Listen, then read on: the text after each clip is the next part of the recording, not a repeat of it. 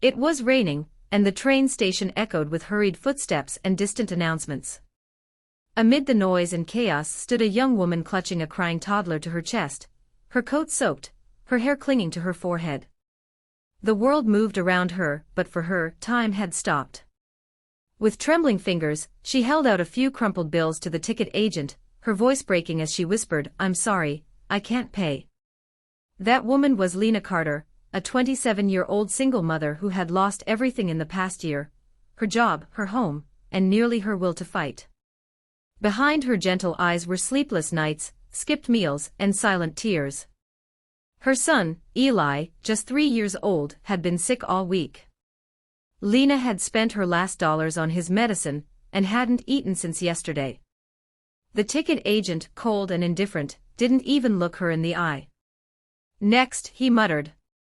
She stepped aside, trying to hush Eli as he coughed against her shoulder. She sat on a wooden bench in the corner of the platform, staring at the flickering schedule board. She needed to get to Brookfield, where a distant cousin had offered her a place to stay and possibly a job. But she was $18 short for the fare. And no one cared. Or so she thought. A man sitting a few seats away had been watching the whole scene quietly. He wore a plain hoodie and jeans, carried no suitcase, just a leather satchel across his chest.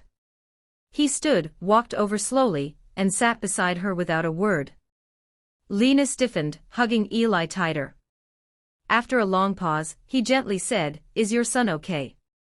She turned her tired eyes to him, and nodded slightly. "He's just tired. We both are." He looked at the boy and then at her. "I couldn't help but hear, you said you can't pay for the train."